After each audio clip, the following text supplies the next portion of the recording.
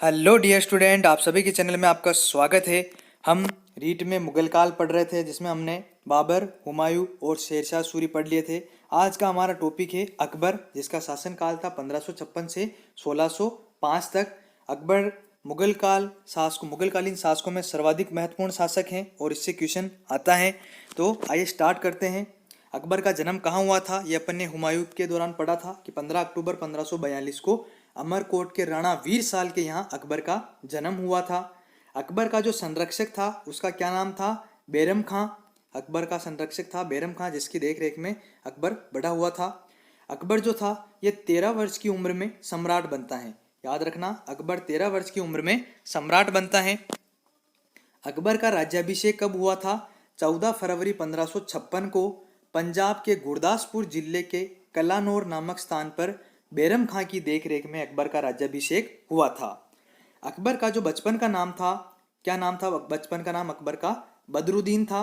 अकबर के बचपन का नाम था बदरुद्दीन। अकबर जो था ये प्रारंभिक 3 वर्ष तक अस्करी के संरक्षण में कंधार में रहा था। अस्करी कौन था? हुमायूं का भाई था, याद रखना। अकबर जो था ये प्रारंभिक 3 वर्षों में असगरी के संरक्षण में कंधार में रहा था। फिर इसके बाद आता है बाल्यकाल में अकबर को लाहौर तथा गजनी का सूबेदार नियुक्त किया गया। जब अकबर छोटा था तब अकबर को लाहौर तथा गजनी का सूबेदार नियुक्त किया गया था। अकबर जो था 1556 से 1560 तक बैरम खां के संरक्षण में रहा था। ध्यान देने योग्य बात यह है यहाँ पर कि अकबर प्रारंभिक 3 वर्ष तक किसके संरक्षण में रहा था? याद रखना, असगरी के संरक्षण में कंधार में रहा था। और अकबर 1556 से 1560 तक किसके संरक्षण में रहा था? बैरम खां के संरक्षण में रहा था। अकबर ने बैरम खां को खान ए खाना की उपाधि दी थी। बैरम खां को इसने खान ए खाना की उपाधि दी थी। अकबर का जो शिक्षक था उसका क्या नाम था? अब्दुल लतीफ ईरानी विद्वान था। याद रखना, अकबर का जो शिक्षक था अब्दुल लतीफ, वो ईरानी विद्वान था। फिर इसके बाद आता है पानीपत की दूसरी लड़ाई। पानीपत की प्रथम लड़ाई किसके बीच हुई थी? इब्राहिम लोदी और बाबर के बीच हुई थी। फिर आती है पानीपत की दूसरी लड़ाई, जो कि 5 नवंबर 1556 को अकबर और हेमू के बीच लड़ी गई थी। हेमू जो था विक्रमादित्य की उपाधि धारण करने वाला अंतिम शासक था। याद रखना, हेमू जो था ये विक्रमादित्य की उपाधि धारण करने वाला अंतिम शासक था। इस पानीपत के दूसरे युद्ध में अकबर विजयी हुआ था और अकबर ने कौन सी उपाधि धारण की थी? गाजी की उपाधि धारण की थी। पानीपत के दूसरे युद्ध में अकबर का सेनापति कौन था? आदिल शाह सूर था। याद रखिएगा, पानीपत के दूसरे युद्ध में अकबर का सेनापति आदिल शाह सूर था। बैरम खां जो था ये अकबर से तिलवाड़ा के युद्ध में परास्त हुआ था। बैरम खां अकबर से तिलवाड़ा के युद्ध में परास्त हुआ था। बैरम खां से भी अकबर का युद्ध हुआ था। मक्का की तीर्थ यात्रा के दौरान पाटन नामक स्थान पर गुजरात में मुबारक खां नामक अफगान सैनिक ने बैरम खां की हत्या कर दी। अकबर ने बैरम खां की विधवा पत्नी सलीमा बेगम से विवाह कर लिया। बैरम खां का जो पुत्र हुआ अब्दुल रहीम खान खाना के नाम से प्रसिद्ध हुआ, ये आप सभी जानते हो। मई 1562 में अकबर जो है हरम दल से अपने आप को पूर्णतः अलग कर लेता है। हरम दल जो था मुगल काल में, मई 1562 में अकबर उस हरम दल से अपने आप को पूर्णतः अलग कर देता है। 1560 से 1562 तक का समय पर्दा शासन या पेटिकोट शासन कहलाता है, जिसमें हरम की महिलाओं का प्रभाव था। और उनमें कौन कौन सी महिलाएं प्रमुख थी? महामंगा, जीजी अनंगा, हमीदा बेगम, रुकैया बेगम प्रमुख थी। 1562 में अकबर आदम खां को मृत्युदंड देता है, जो कि महामंगा का पुत्र था, तथा स्वतंत्र सत्ता संभालता है। फिर इसके बाद आता है 1562 में अकबर युद्ध बंदियों के धर्मांतरण पर रोक लगाता है। 1562 में अकबर ने दास प्रथा का अंत किया। यह आप याद रखना, सन क्वेश्चन आ सकता है इनमें से भी। 1562 में अकबर ने दास प्रथा का अंत किया। 1563 में अकबर ने तीर्थ यात्रा कर समाप्त किया। 1564 में अकबर ने जजिया कर समाप्त किया। 1564 में अकबर ने मनसबदारी प्रथा स्टार्ट की थी। 1564 में अकबर के काल में मनसब की 33 श्रेणी थी, जिसमें न्यूनतम 10 मनसब और अधिकतम 10,000 मनसब थे। अभी क्वेश्चन आया था रीट में कि आईने अकबरी में अबुल फजल ने कितनी मनसब मनसबदारों की श्रेणियों का उल्लेख किया था तो 66 था। याद रखना, मुगल काल में 66 मनसबदारों की श्रेणी थी और अकबर के काल में मनसब की कितनी श्रेणी थी? 33 श्रेणी थी, जिसमें न्यूनतम 10 मनसब और अधिकतम 10,000 मनसब थे। 5,000 का मनसब आमिर उल उमरा अर्थात बारमल को दिया गया था। अकबर के समय सर्वाधिक मनसब 7,000 का दिया गया था, जो कि किसे दिया गया था? मानसिंह और मिर्जा अजीज को दिया गया था। फिर इसके बाद आता है अकबर 1571 में फतेहपुर सीकरी की स्थापना करता है। याद रखना, क्वेश्चन आ चुका है सत्य असत्य में कि अकबर ने 1585 के बाद फतेहपुर सीकरी की स्थापना की थी। मैंने आपको बताया था स्टार्टिंग में, तो वो गलत था। अकबर 1571 में फतेहपुर सीकरी की स्थापना करता है और अपनी राजधानी आगरा से फतेहपुर सीकरी में स्थानांतरित करता है 1571 में। अकबर ने 1575 में इबादत खाने की स्थापना की थी फतेहपुर सीकरी में। याद रखिएगा, 1575 में अकबर ने फतेहपुर सीकरी की स्थापना की थी। माफ कीजिएगा, अकबर ने 1571 में फतेहपुर सीकरी की स्थापना की और अपनी राजधानी आगरा से फतेहपुर सीकरी ले गया था। और 1575 में इबादत खाने की स्थापना भी फतेहपुर सीकरी में ही की थी। अकबर द्वारा स्थापित इबादत खाने में सभी धर्मों के लोगों को प्रवेश की अनुमति कब मिली थी? 1578 में मिली थी। अकबर द्वारा जो इबादत खाना स्थापित किया गया था फतेहपुर सीकरी में 1575 में, उस समय उसमें सभी धर्मों के लोगों को प्रवेश की अनुमति नहीं थी। यह अनुमति कब मिली थी? 1578 में मिली थी। अकबर ने मजहर की घोषणा कब की थी? 1579 में अकबर ने मजहर की घोषणा की थी। अकबर द्वारा दीन ए इलाही की स्थापना 1582 में की गई थी, जिसे तौहीद ए हिंद भी कहा गया। याद रखना, दीन ए इलाही की स्थापना 1582 में की गई थी अकबर द्वारा, जिसे तौहीद ए हिंद भी कहा गया था। दीन ए इलाही धर्म को अपनाने वाला या स्वीकार करने वाला प्रथम और एकमात्र हिंदू कौन था? बीरबल था। और दीन ए इलाही धर्म का प्रधान पुरोहित कौन था? याद रखना, दीन ए इलाही धर्म का प्रधान पुरोहित था अबुल फजल। और दीन ए इलाही धर्म को अपनाने वाला प्रथम और एकमात्र अंतिम हिंदू कौन था? बीरबल था। इतिहासकार स्मिथ के अनुसार दीन ए इलाही अकबर की भूल का स्मारक है। याद रखना, किसने कहा था ये कि दीन ए इलाही अकबर की भूल का स्मारक है? किसने कहा था? स्मिथ ने कहा था। अकबर ने इलाही नाम से सोने के सिक्के जारी किए। दीन ए इलाही धर्म के 12 सिद्धांत थे और इसके कुल अनुयायियों की संख्या कितनी थी? 22 थी। याद रखना, दीन ए इलाही धर्म के 12 सिद्धांत थे और इसके कुल अनुयायियों की संख्या कितनी थी? 22 थी। 1583 में अकबर ने इलाही संवत की शुरुआत की, जो किस पर आधारित था? सूर्य पर आधारित था। 1583 में अकबर ने इलाही संवत की शुरुआत की, जो कि सूर्य पर आधारित था। अकबर ने अपनी राजधानी फतेहपुर सीकरी से लाहौर कब स्थानांतरित की? 1585 में स्थानांतरित की थी। अकबर ने इलाही गज बनाया, जो कितने इंच का था? 41 इंच का था। अकबर ने 1571 में गुजरात पर आक्रमण किया। उस समय वहां का शासक कौन था? मुजफ्फर शाह तृतीय था।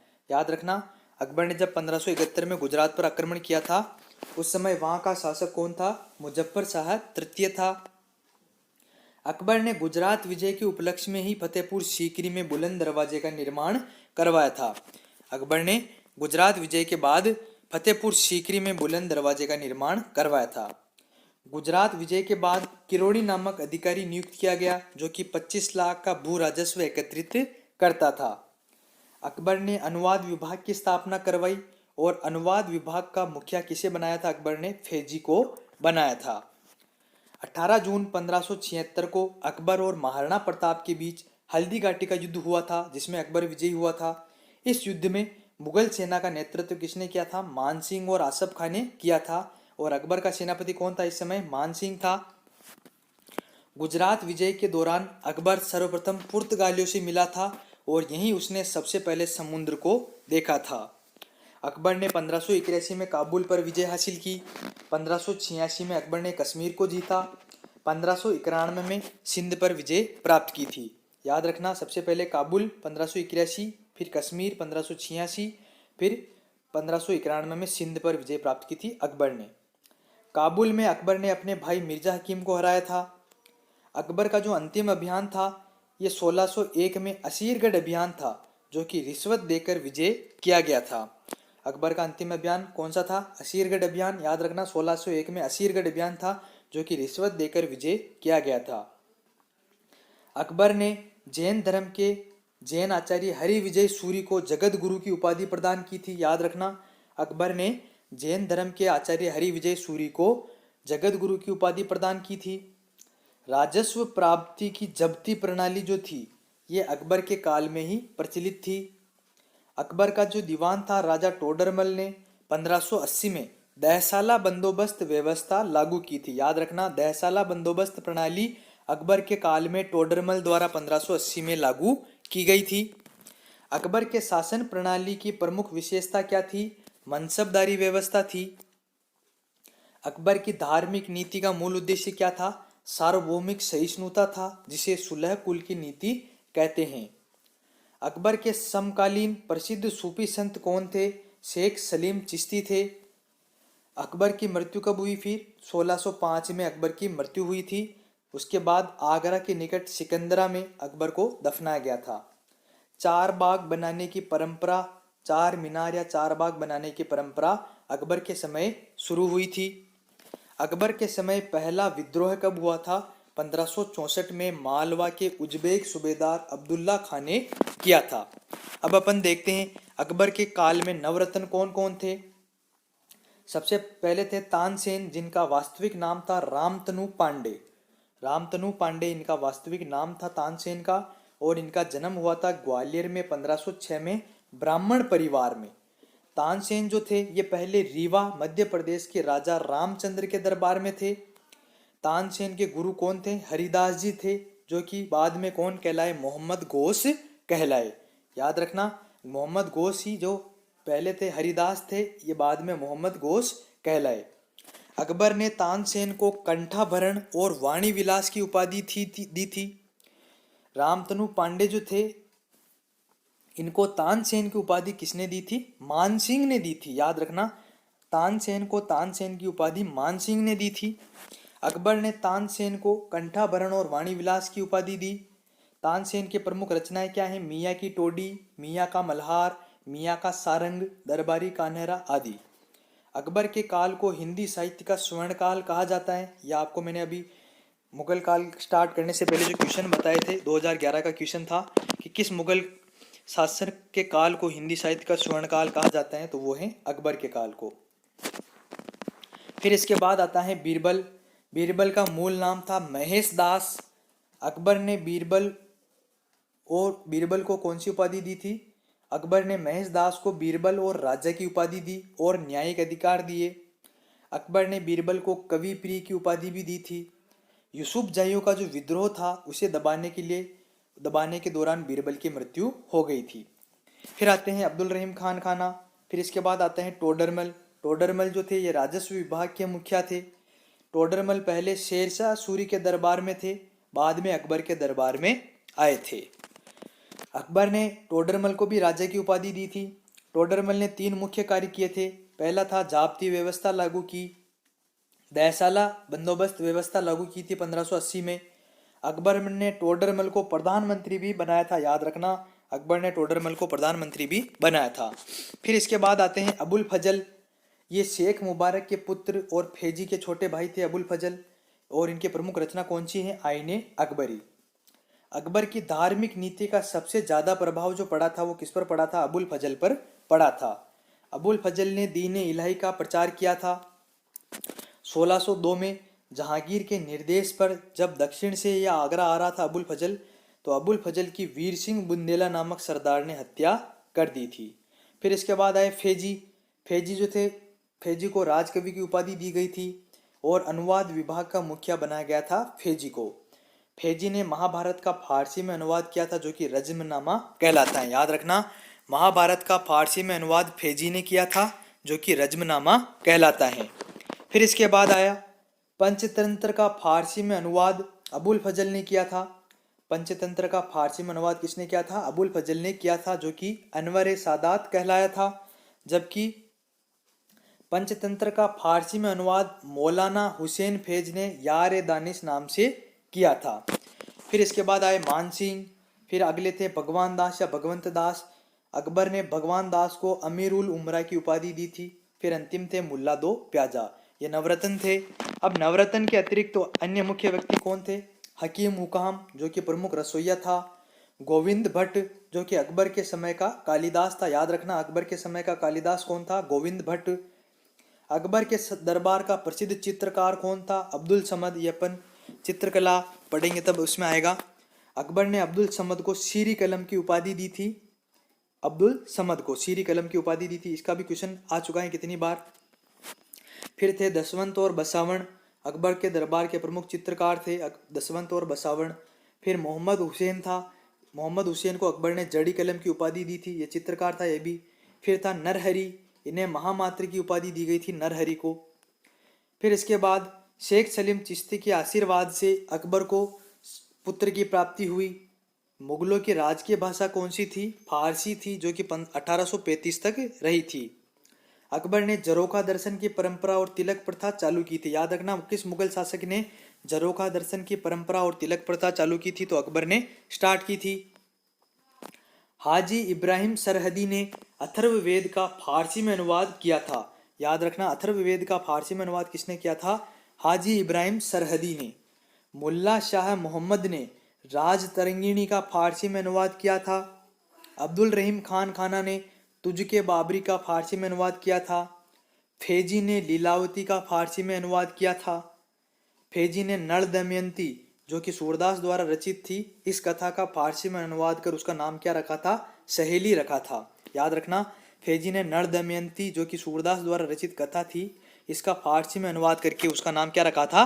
सहेली रखा था। ये कुछ एनसीईआरटी के भी पॉइंट हैं, ये भी आप याद रखना, एनसीईआरटी की बुक में से लिए गए हैं कि अकबर का जन्म अमरकोट पाकिस्तान के जिले में 1542 में हुआ था। 13 वर्ष की आयु में अकबर सिंहासन पर बैठा था। 14 फरवरी 1556 को कलानौर में ईंटों का सिंहासन बना के बैरम खां ने उसका राज्याभिषेक किया था। बैरम खां को उसका संरक्षक बनाया गया था। अफगान सेनापति हेमू और मुगल प्रतिनिधि बैरम खां के मध्य में पानीपत की दूसरी लड़ाई 5 नवंबर 1556 को हुई थी। गर्दन में तीर लग जाने से हेमू बेहोश हो गया और अफगानों की हार हुई। हेमू जो था बिहार के अफगान मोहम्मद आदिल शाह का सुयोग्य हिंदू सेनापति था और हेमू जो था 22 युद्धों में विजय प्राप्त कर चुका था और उसने राजा विक्रमाजीत की उपाधि धारण की थी। अकबर ने 1516 में संगीत प्रेमी बाज बहादुर से मालवा, चुनार का किला और गोडवाना का किला जीता। अकबर ने सुरजनहाड़ा से रणथंबोर का किला भी जीत लिया था। राजा रामचंद्र ने कलिंजर का किला अकबर को सौंप दिया था। 1570 में मारवाड़ और बीकानेर दोनों ने अपने किले अकबर को दे दिए तथा मुजफ्फर शाह से गुजरात और दाऊद खां से बंगाल का क्षेत्र भी अकबर ने छीन लिया था। महाराणा प्रताप का मानसिंह तथा आसफ खां के संयुक्त नेतृत्व में मुगल सेना के साथ हल्दी घाटी का विश्व प्रसिद्ध युद्ध हुआ था 1576 में, परंतु प्रताप ने मुगलों की अधीनता स्वीकार नहीं की। काबुल मिर्जा हकीम को, कश्मीर यूसुफ तथा सिंध मिर्जा जानी बेग, उड़ीसा निसार खां, कंधार हुसैन मिर्जा और खालिद अली खां पर अकबर की मुगल सेना की निर्णायक जीत प्राप्त हुई थी। अकबर ने खानदेश का नाम धनदेश रखा था। मुगल सेना ने चांद बीबी के प्रबल प्रतिरोध का सामना करते हुए सन 1600 ईस्वी में अहमदनगर पर विजय प्राप्त की थी। ये 1500 ईस्वी था, 1600 ईस्वी माफ कीजिएगा।